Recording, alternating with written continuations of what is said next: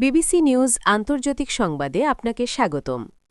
শুরুতেই সংবাদ শিরোনাম, এরপর বিস্তারিত। আবারও ক্রিমিয়ায় রুশ যুদ্ধবিমান বিধ্বস্ত।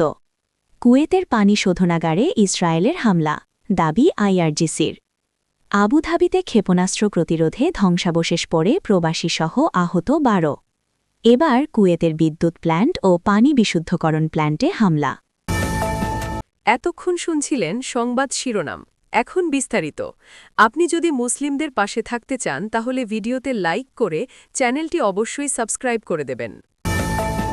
আবারও ক্রিমিয়ায় রুশ যুদ্ধবিমান বিধ্বস্ত। ক্রিমিয়া উপদ্বীপে একটি রুশ যুদ্ধবিমান বিধ্বস্ত হয়েছে বলে জানিয়েছে রাষ্ট্রীয় বার্তা সংস্থা তাস। শুক্রবার স্থানীয় সময় সকালে এই দুর্ঘটনা ঘটে। রাশিয়ার প্রতিরক্ষা মন্ত্রণালয়ের বরাত দিয়ে জানানো হয়, সুখোই Su-30 যুদ্ধবিমানটি একটি নির্ধারিত প্রশিক্ষণ উড্ডয়নের সময় ভেঙে পড়ে। দুর্ঘটনার সময় বিমানটিতে কোনো ধরনের অস্ত্র বা গোলাবারুদ ছিল না।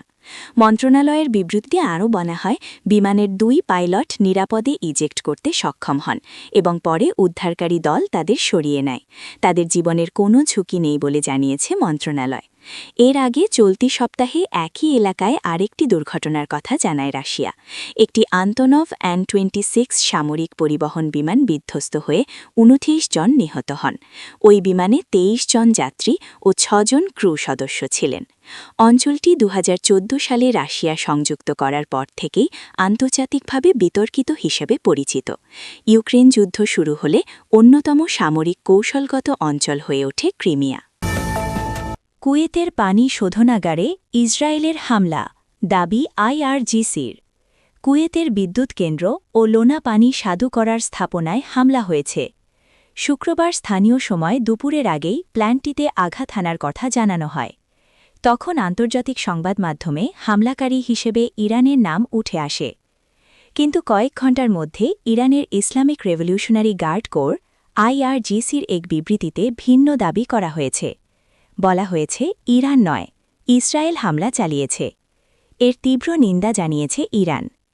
ইরানের ইসলামিক রেভলিউশনারি গার্ড কোর আইআরজিসির এক বিবৃতিতে বলেছে, কুয়েত কর্তৃপক্ষ একটি বিদ্যুৎ কেন্দ্র এবং লোনা পানি স্বাদু করার স্থাপনায় হামলা হয়েছে বলে জানিয়েছে। ইসরায়েল এই অবৈধ হামলা চালিয়েছে। এ ধরনের হামলা জায়নবাদী দখলকারী ইসরায়েলের নিচস্তাকে তুলে ধরে। আইআরজিসি এমন অমানবিক কর্মকাণ্ডে নিন্দা জানায়। আরও বলা হয়, মার্কিন ঘাঁটি ও সামরিক সদস্য এবং অধিকৃত ফিলিস্তিনি অঞ্চলে জায়নবাদী শাসনের সামরিক ও নিরাপত্তা কেন্দ্র ইরানের লক্ষ্যবস্তু। এসব ধ্বংস করে দেয়ার হুঁশিয়ারি উচ্চারণ করে আইআরজিসি। এদিকে সংযুক্ত আরব আমিরাতের রাজধানী আবুধাবিতে আকাশ প্রতিরক্ষা ব্যবস্থা দিয়ে ক্ষেপণাস্ত্র প্রতিহত করার সময় ধ্বংসাবশেষ পড়ে অন্তত ১২ জন আহত হয়েছেন। সরকারি মিডিয়া অফিস জানিয়েছে, আহতদের মধ্যে ৭ জন নেপালের নাগরিক। তাদের একজন গুরুতরভাবে আহত হয়েছেন। আবুধাবিতে ক্ষেপণাস্ত্র প্রতিরোধে ধ্বংসাবশেষ পড়ে প্রবাসীসহ আহত ১২। সংযুক্ত আরব আমিরাতের রাজধানী আবুধাবিতে আকাশ প্রতিরক্ষা ব্যবস্থা দিয়ে ক্ষেপণাস্ত্র প্রতিহত করার সময় ধ্বংসাবশেষ পড়ে অন্তত ১২ জন আহত হয়েছেন। সরকারি মিডিয়া অফিস জানিয়েছে, আহতদের মধ্যে ৭ জন নেপালের নাগরিক। তাদের একজন গুরুতরভাবে আহত হয়েছেন। শুক্রবার আল জাজিরার প্রতিবেদনে এ তথ্য জানানো হয়। এছাড়া ভারতের ৫ জন নাগরিকও রাজধানীর আজবান এলাকায় আহত হয়েছেন বলে জানানো হয়। ঘটনার পর সংশ্লিষ্ট কর্তৃপক্ষ পরিস্থিতি নিয়ন্ত্রণে এনেছে এবং নিরাপত্তা জোরদার করা হয়েছে। এদিকে কুয়েতের র্যাপিড সেন্ট্রি আকাশ প্রতিরক্ষা ব্যবস্থা স্থাপন করবে ব্রিটিশরা।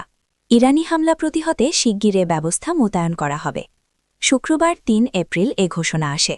আল জাজিরার প্রতিবেদনে বলা হয়েছে, কুয়েতের মিনা আল আহমাদি তেল পরিশোধনাগারে হামলার পর ব্রিটিশ প্রধানমন্ত্রী কিয়ার স্টারমার এবং কুয়েতের আমির শেখ মিশাল আল আহমেদ আল সাবাহ ফোনে কথা বলেছেন।